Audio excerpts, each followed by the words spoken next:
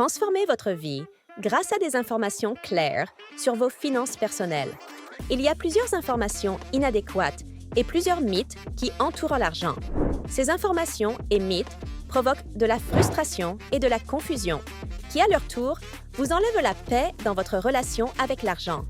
Vous méritez des conseils clairs dans votre cheminement vers l'indépendance financière. Nous comprenons à quel point il peut être déroutant de chercher des conseils sur les finances personnelles. Avec une expérience de coaching financier, nous vous offrons des informations basées sur des recherches pour favoriser votre indépendance financière. Abonnez-vous à notre chaîne YouTube pour accéder à du contenu de valeur. Engagez-vous avec nos épisodes de podcast qui vous mettent au défi et vous inspirent. Appliquez les stratégies apprises dans votre vie quotidienne pour une transformation visible. Choisir notre podcast est votre premier pas vers votre indépendance financière.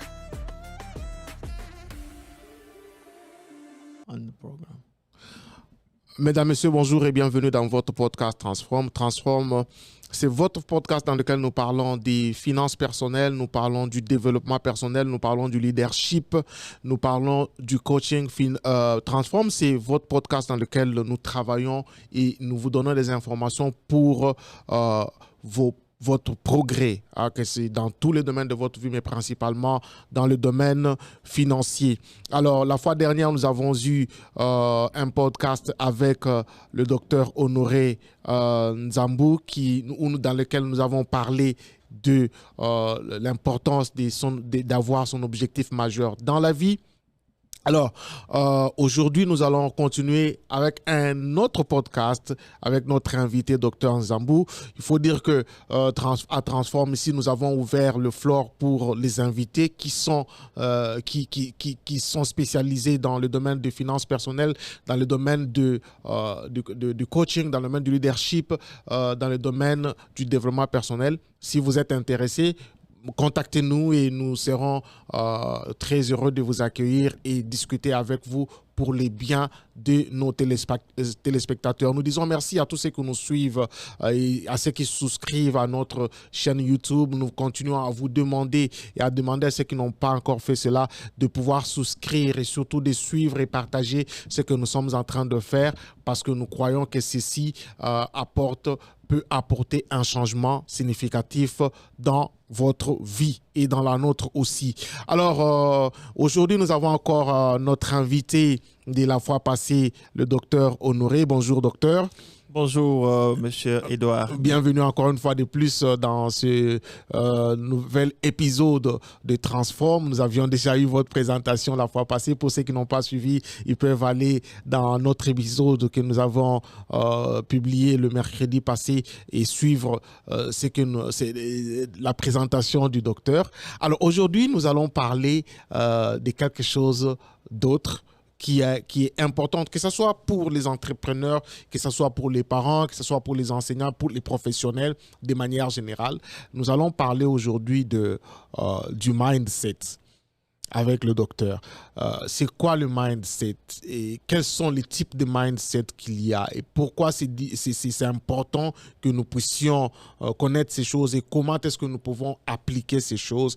Et encore une fois de plus, nous revenons à la base, ça veut dire comment est-ce que le mindset peut nous aider dans nos finances personnelles. Docteur, est-ce que vous pouvez nous parler de ce que c'est le mindset?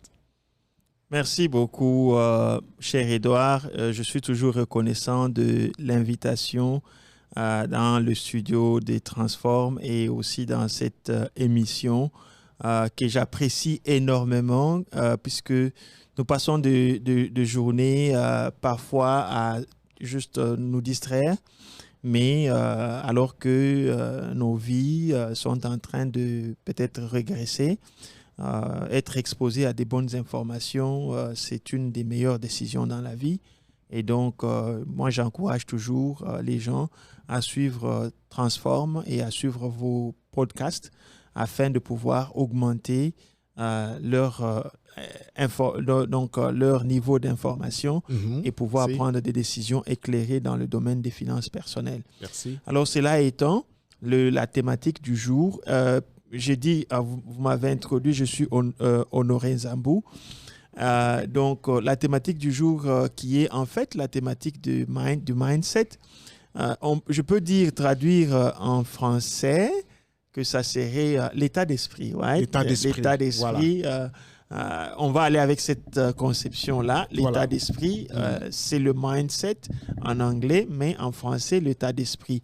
C'est un concept très important, très, très, très important, que ça mérite d'être étudié, ça mérite d'être discuté, ça mérite d'être partagé. Et ça a des implications aussi sur le domaine financier. Voilà. Alors, vous savez, nous avions dans l'autre numéro parlé d'un classique de Stephen Covey. Et nous avions énuméré ça dans le cadre de l'objectif majeur. Mais c'est un classique pour une raison, parce que vous savez, Stephen Covey, dans ce même classique, parle de la création. Il dit que chaque chose dans la vie est créée 2 fois. La première fois, c'est dans l'esprit. Voilà. Et la deuxième fois, c'est physique. Dans le physique. Alors, si vous n'avez pas un état d'esprit préparé, vous n'avez pas un mindset approprié, cette première phase de création ne sera pas possible. Vous voyez, même dans les finances, tous les objectifs financiers que vous pouvez définir commencent d'abord dans l'esprit.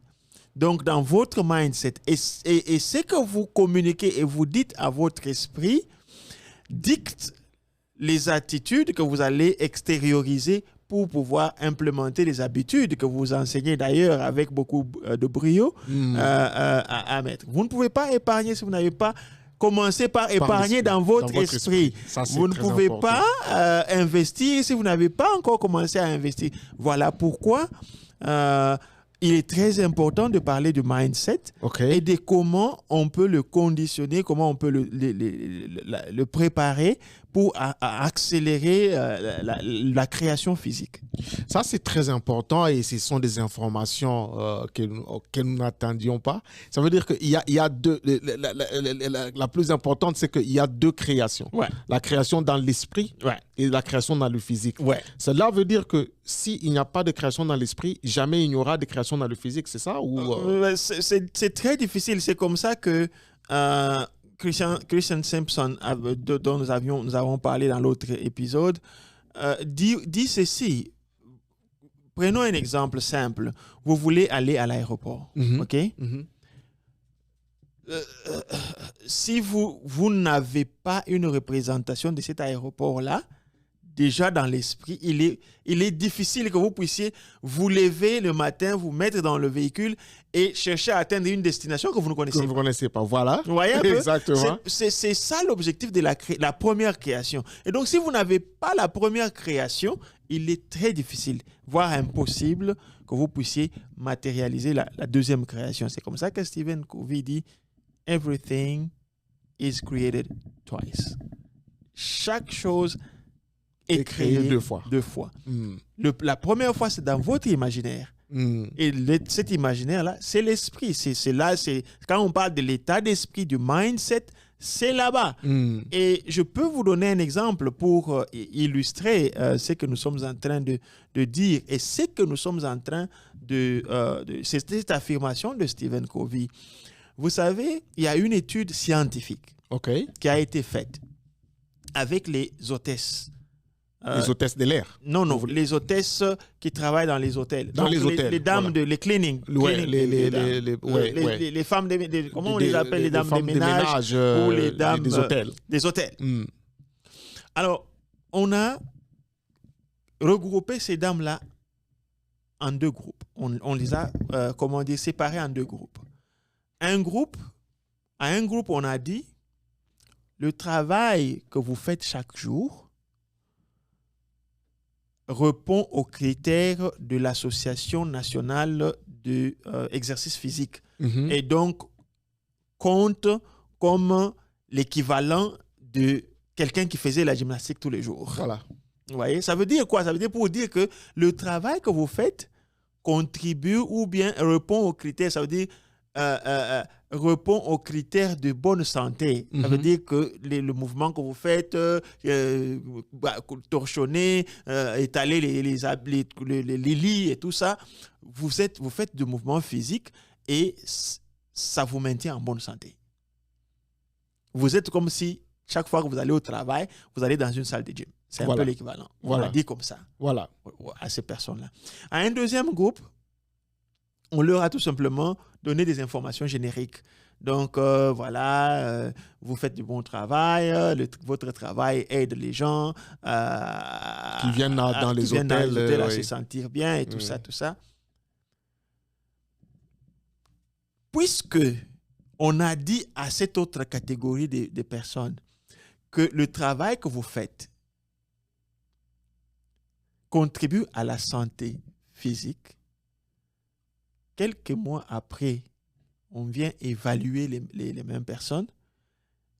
Plusieurs personnes de ce premier groupe avaient diminué le poids. Le poids avait diminué. Ils faisaient le même travail, mais du moment qu'on leur a donné cette information-là, c'est comme s'il y a eu un changement dans leur état d'esprit. Un changement dans leur état d'esprit. Que ce travail contribue à leur santé. Et cette santé-là qu'ils ont créée psychologiquement s'est matérialisée physiquement. Voilà. Et puis, on a constaté que dans ce groupe-là, plusieurs personnes avaient leur tension artérielle s'était stabilisée. Les gens qui avaient des tensions un peu élevées et qu'on sort, la circulation des sangs est devenue plus ou moins normalisée. Mais alors que le travail était resté le même, rien n'avait changé. Rien n'avait changé. Et ils ne savaient pas qu'ils faisaient partie de cette étude scientifique-là. C'est comme ça qu'aujourd'hui, même dans la médecine, on parle de, mind-body, interaction, ou bien la guérison du corps par l'esprit. Ça veut dire, ce n'est pas magique. C'est la science psychologique. Et voilà pourquoi, même dans le domaine des finances, avoir un état d'esprit approprié, préparé et conditionné à la réussite peut vous aider à atteindre les objectifs financiers très rapidement. Ça, c'est vraiment des informations life-changing, comme on dit. Et donc, est-ce que c'est comme ça que, parce que tout est conditionné, il y a 2 fois, j'insiste sur le fait que vous aviez dit, il y a 2 créations. Ça veut dire qu'on ne crée que ce que nous avons à l'intérieur. Ouais. Alors, ça veut dire que si on a dans notre esprit des choses qui ne peuvent pas nous permettre de créer, de sortir quelque chose de bon, on ne peut pas sortir quelque chose de bon. Non, c'est très difficile et voire même impossible. Voilà pourquoi, quand vous avez parlé dans le premier numéro de l'objectif majeur, l'objectif majeur, en fait, stimule cette première création-là. Et je voulais donner un deuxième exemple encore pour essayer d'insister sur l'importance de l'état d'esprit. Et ça, c'est même très connu dans le monde de la médecine, l'étude placebo, où il y avait des gens, et c'est même au jour d'aujourd'hui, ça arrive. Il y a des gens qui sont venus, qui se sont présentés à l'hôpital. Un groupe, ils avaient des fièvres, ils avaient des maux de tête, ils avaient de ceci, de cela. On les a passés dans 2 groupes. Un groupe, on a donné le vrai médicament. Un deuxième groupe, on a donné un comprimé qui ressemblait à des médicaments, mais qui n'était pas des médicaments. 2 heures après, ce groupe qui avait reçu juste le comprimé là, qui était un truc, avait donc atteint le même résultat que le groupe qui avait pris le médicament. Le groupe là qui avait pris le comprimé là qui ressemblait à du médicament. Puisqu'ils ont cru que c'est du médicament, ça baissait la fièvre, ça baissait les maux de tête, tout est parti. Donc tout vient de l'état d'esprit, de l'esprit. Mindset, c'est très important. On ne peut pas réussir sans un mindset préparé à la réussite. C'est très difficile. Et je vais vous donner un exemple, un troisième exemple pour continuer à montrer l'importance de ces sujets et même pourquoi j'ai dit que ce que vous faites ici, c'est vraiment très, très, très important. j'ai eu un jeune frère pendant la période de Covid. Il m'appelle, il était en déplacement, il est arrivé à un aéroport, on a dit qu'il avait coronavirus, et puis on l'a amené en quarantaine. Alors, tu vois, c'était pendant la période où la COVID vraiment battait son plein, et puis les gens, tout le monde... Les gens mouraient par-ci, par-là. Les gens mouraient par-ci, par-là, c'était la psychose générale, les gens avaient très peur, et le petit, tout ce qu'il pensait dans sa tête, c'est que, hey, je vais mourir. Et c'était pratiquement un peu de catastrophisation. Et il m'appelle.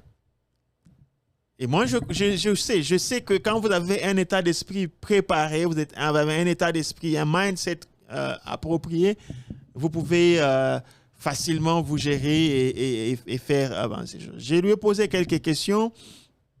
J'ai quelques exercices. Vous êtes coach, vous savez que nous avons autant d'exercices issus de la psychologie positive pour essayer d'aider les gens à gérer les stress, gérer ce genre de situations.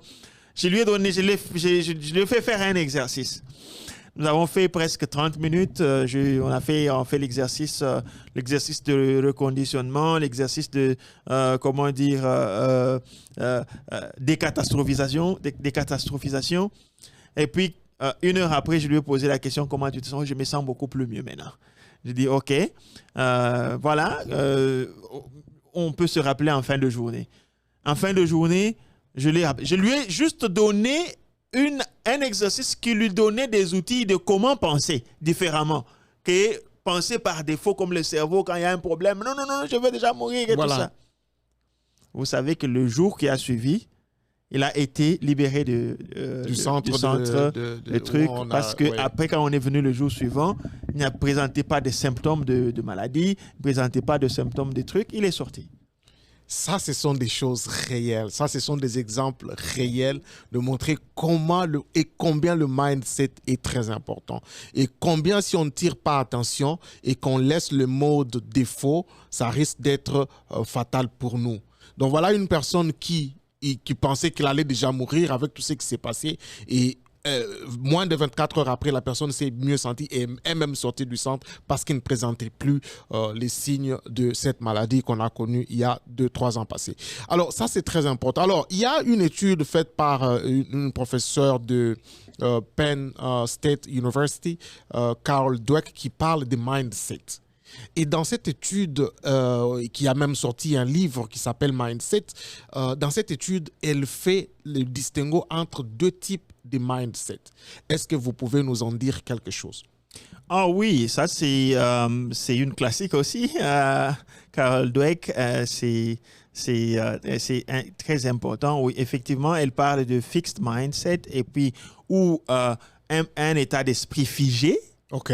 Et puis, et le growth mindset ou un état d'esprit, on va dire fertile, qui est un état d'esprit qui est ouvert aux nouvelles idées, un état d'esprit qui est flexible, un état d'esprit qui reformule les challenges de la vie différemment. Okay. Alors, dans le cadre, par exemple, de finances, et même dans le cadre de la vie de manière générale, les gens qui ont les expériences ont montré que les gens qui ont un état d'esprit figé ne peuvent pas aller de l'avant ou avancent difficilement dans des contextes spécifiques. Et des gens qui ont un état d'esprit fertile, généralement, ils avancent plus. Et ils ont fait beaucoup d'études, des études avec des élèves, des études avec des épargnants, même dans le cadre de microfinance, des épargnants. Les épargnants qui avaient l'état d'esprit fixe n'arrivaient pas à épargner plus. Et ceux qui avaient l'état d'esprit fertile arrivaient plutôt à faire de progrès. Je donne un exemple pratique pour essayer de faire comprendre aux gens comment l'état d'esprit fixe se développe et comment l'état se manifeste plutôt, et comment l'état d'esprit fertile se manifeste aussi. Par exemple, je crois que vous entendez souvent ça, par exemple, dans le milieu, je suis de la communauté congolaise, et très souvent, il y a certaines choses où on vous dit, vous ne pouvez pas faire ça parce que aucun Congolais n'a jamais fait ça, ou bien on est arabe à Mindele, c'est seulement le blanc qui peut faire ça. Voilà. Ça, c'est un état d'esprit fixe. Vous voyez? C'est un état d'esprit figé. Ça ne peut même pas vous permettre de tenter. Vous ne pouvez même pas commencer. Voilà. Vous voyez? Alors, par exemple, quand on dit que vous pouvez épargner, quelqu'un peut dire, bon, il y a salaire nini nazoaka pour épargner. Voilà. Quel salaire? Ça, c'est un état d'esprit figé. Voilà. Vous voyez? Mais par contre, un état d'esprit fertile, il est ouvert aux idées. Dans le contexte de l'exemple que je donne, quelqu'un dirait, OK, je sais que aucun Congolais n'a jamais fait ça, mais je peux apprendre comment faire ça et être le premier Congolais à le faire et pouvoir aider aussi les autres qui viendraient derrière à pouvoir aussi... ça, c'est un état d'esprit fertile. Et cet état d'esprit fertile, comme vous voyez, ça va vous donner le temps la possibilité de sortir de votre zone de confort, de tester. Mais si vous dites déjà que non, personne n'a jamais fait ça, mais... Personne n'a jamais fait ça jusqu'à ce que quelqu'un fasse ça. Exactement. N'est-ce pas? Si personne, je crois que dans un des podcasts, vous avez brillamment illustré ça avec l'exemple de marathon, où il y avait quelqu'un qui n'avait jamais couru un certain nombre de trucs.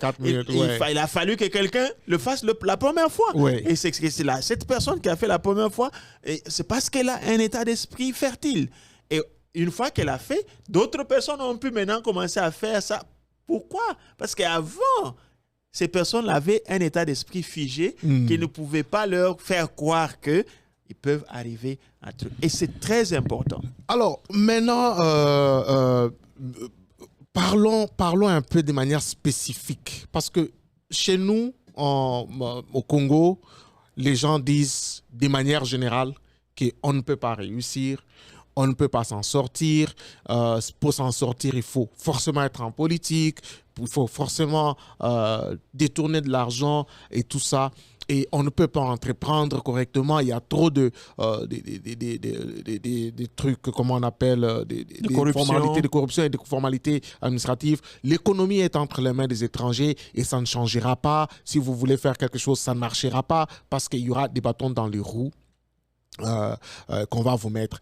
Comment est-ce que... Ça paraît comme déjà un mindset figé qui ne peut pas permettre aux gens de pouvoir entreprendre quelque chose. Qu'est-ce que vous pouvez dire par rapport à cette situation qui se passe chez nous, dans le chef de la plupart? Oui, mais c'est malheureux et c'est vraiment dommage. Ce que vous dites est entièrement vrai. Et la bonne nouvelle, c'est que avec cette émission, les gens peuvent déjà comprendre qu'une telle attitude, c'est un état d'esprit figé. Et un tel état d'esprit n'amène jamais à vous développer. Donc, et ce que j'aime, c'est que je lisais un livre Duhigg, je pense que c'est ça son nom, qui a écrit sur les habitudes. Il dit que les habitudes, même les habitudes des pensées, ce sont des habitudes. Avoir une pensée figée, c'est une habitude. Voilà. Alors, vous ne pouvez pas éliminer une habitude. La meilleure façon de faire, c'est de la remplacer. Et c'est pourquoi le travail que vous faites à travers le podcast, c'est une manière aussi de fournir des informations afin de donner un autre choix aux gens, afin qu'ils aient de nouvelles habitudes qui peuvent remplacer avec les anciennes habitudes qu'ils avaient. Et ce que je peux dire dans le contexte de ce que vous avez dit, c'est que les gens arrivent à remplacer cet état d'esprit figé avec un état d'esprit fertile. Voilà. Par exemple... Et cela est possible, en fait. Très possible. Moi-même, j'en suis l'exemple. Quand j'ai commencé, avant de pouvoir avancer avec mes études pour aller jusqu'au doctorat, j'avais une entreprise au Congo, en RDC. Et c'était une entreprise informatique. Et tout le monde me décourageait. que non, voilà, ça ici, ça ne ne pourra pas marcher, il y a la corruption, il y a ceci, il y a cela. Mais je n'ai pas laissé ces pensées limitatives ou bien cet état d'esprit figé me hanter. Ouais. J'ai plutôt décidé d'investir dans mon leadership, d'investir dans mes compétences et de développer une stratégie et de travailler avec des équipes compétentes. Je peux vous dire qu'avant de quitter, mon entreprise a gagné des marchés même sur le plan international, voilà. Avec des entreprises. On allait en compétition avec des entreprises. Je me souviens d'un des projets que nous avons gagné avec France Expertise Internationale. Nous étions en compétition avec 17 entreprises internationales. Il y avait 2 bureaux de sélection, un bureau à Kinshasa, un bureau à Paris. Les 2 faisaient des évaluations indépendantes et puis la décision finale, c'était en mettant les 2 décisions ensemble. Mais même en mettant ces 2 décisions ensemble, notre entreprise a été sélectionnée. Nous avons eu un grand marché. Et ça, c'est au Congo. Ça, c'est au Congo, c'est en RDC. Voilà. Nous avons finalement vendu des services à des entreprises internationales comme à des entreprises locales. Notre entreprise s'est fait de la place au soleil.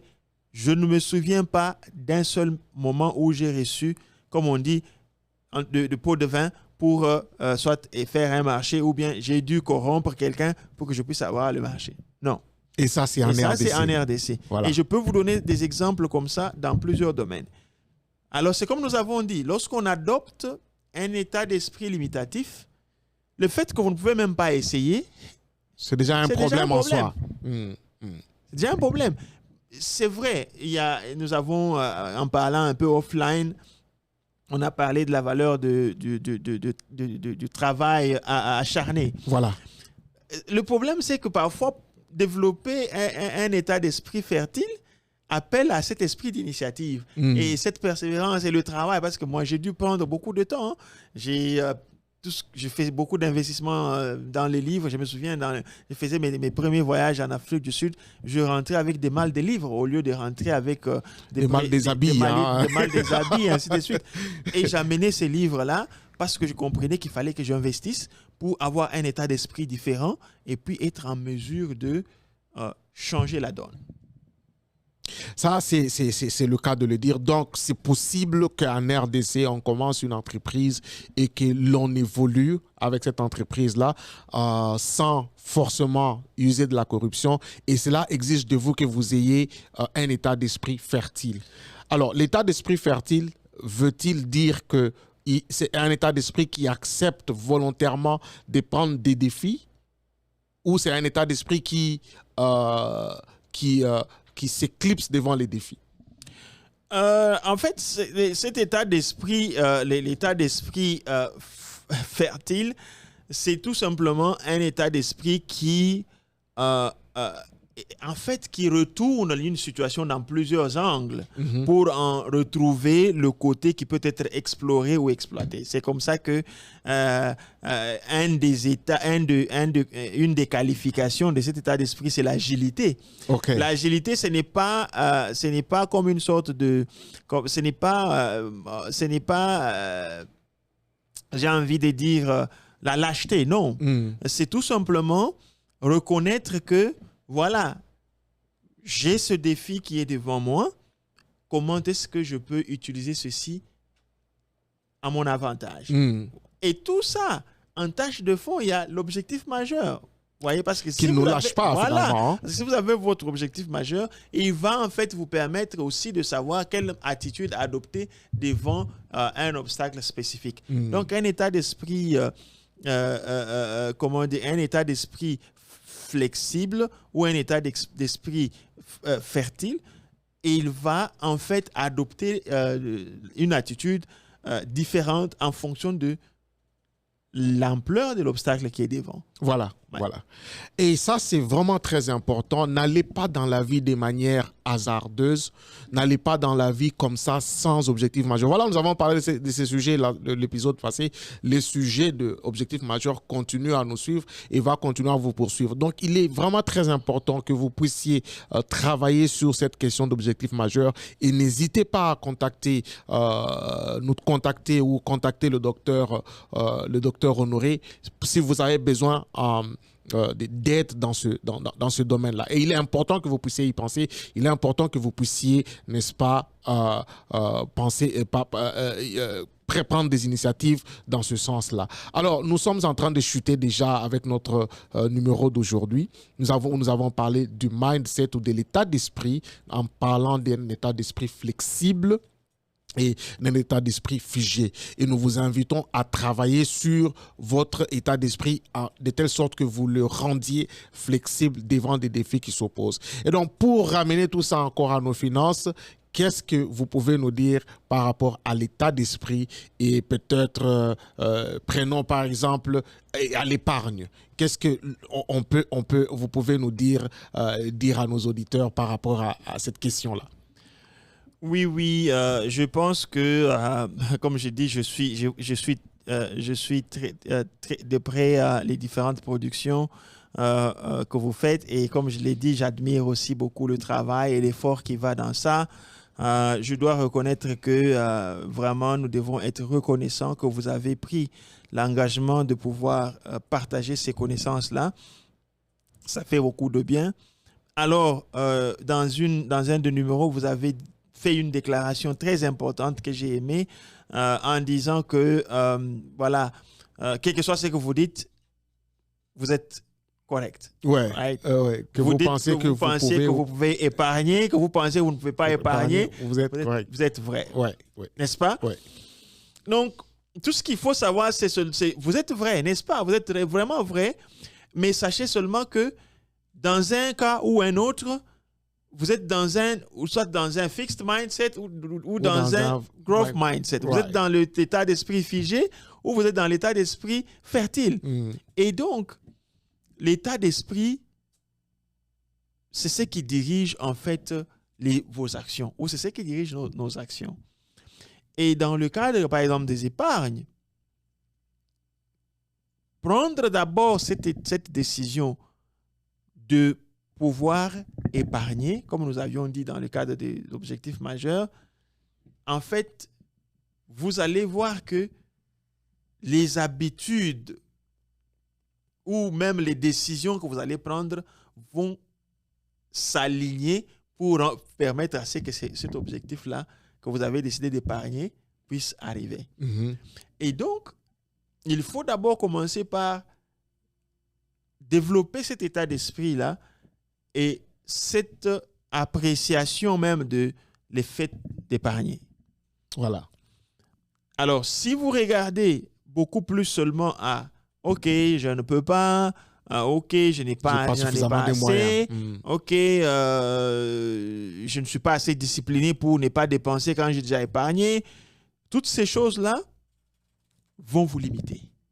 Mais par contre, lorsque vous adoptez un état d'esprit positif, un état d'esprit fertile, vous allez commencer à vous dire, OK, je sais que je ne suis pas capable ou bien je ne suis pas souvent discipliné pour faire les épargnes ou bien pour garder l'épargne, mais peut-être que je peux changer l'approche. Peut-être que je peux faire garder cet argent dans une banque avec des conditions spécifiques où je peux ne pas facilement toucher à ça. Ou bien je peux me faire accompagner de quelqu'un qui a déjà fait ça, qui peut m'aider. Donc vous voyez qu'au lieu d'être fixé, vous allez être flexible. Vous allez trouver des approches pour que vous puissiez arriver à votre objectif. Et comme je dis toujours, moi, beaucoup de choses, j'ai trouvé que même la discipline personnelle s'est développée beaucoup plus lorsque j'ai commencé à travailler avec les coachs. Voilà. Quand vous travaillez avec quelqu'un externe à vous et quelqu'un que vous respectez, que vous payez, que vous considérez, voilà, vous commencez à pouvoir vouloir être consistant dans votre approche. Parce que quand vous dites une chose aujourd'hui, demain vous dites une autre, vous savez que votre coach va vous demander, va vous rappeler. Hier, vous aviez dit que vous avez l'objectif d'atteindre ces niveaux d'épargne. Pourquoi aujourd'hui, vous trouvez que ce projet est important que votre épargne? Qu'est-ce qui s'est passé? Et plus vous avez ces conversations-là, plus c'est en train de vous orienter, vous guider et puis vous permettre de rester constant dans ce que vous avez à faire.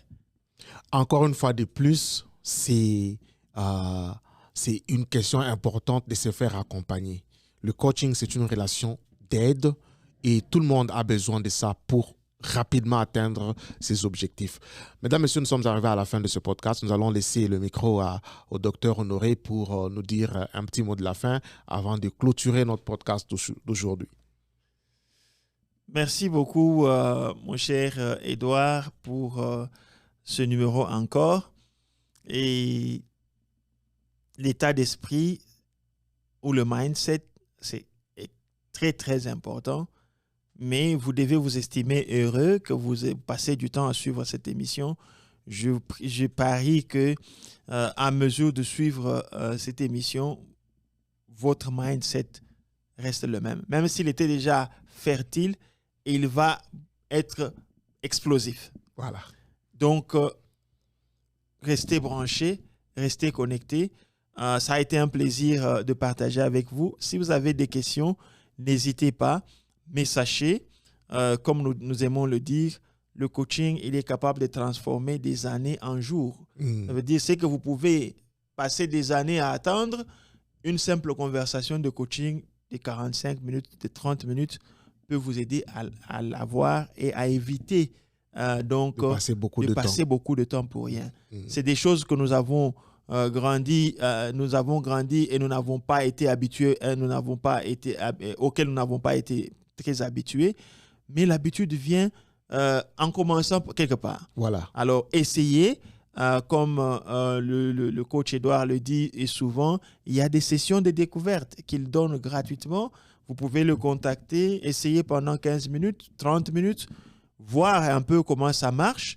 Et si vous trouvez que c'est quelque chose qui peut vous aider, pourquoi pas? Nous aimerions vous voir épanoui, nous aimerions vous voir déjà ne fût-ce qu'avoir accès à cette base de connaissances, de savoir que ce mindset va vous aider, ce mindset ne va pas vous aider et vous donner des exercices qui peuvent vous aider à développer un mindset qui peut vous amener à aller de l'avant, c'est déjà un plus. C'est déjà un plus. Alors n'hésitez pas, je pense que vous vous ferez vraiment vous-même un cadeau en le contactant, en commençant à travailler avec lui. Je vous dis, vous ne serez jamais déçus parce que nous-mêmes, nous sommes des consommateurs du service de coaching. On a eu beaucoup de coachs. C'est parmi les choses que je n'ai jamais regrettées de ma vie et je suis très content d'avoir pris cette route-là. Alors, merci et donc, à plus. Merci beaucoup, Dr Honoré, et merci d'être venu dans ce numéro de ce podcast. Mesdames, Messieurs, nous sommes arrivés à la fin de notre podcast aujourd'hui où nous avons parlé de l'état d'esprit, mindset. On a parlé d'un mindset ou d'un état d'esprit flexible ou fertile et d'un mindset fixe ou figé.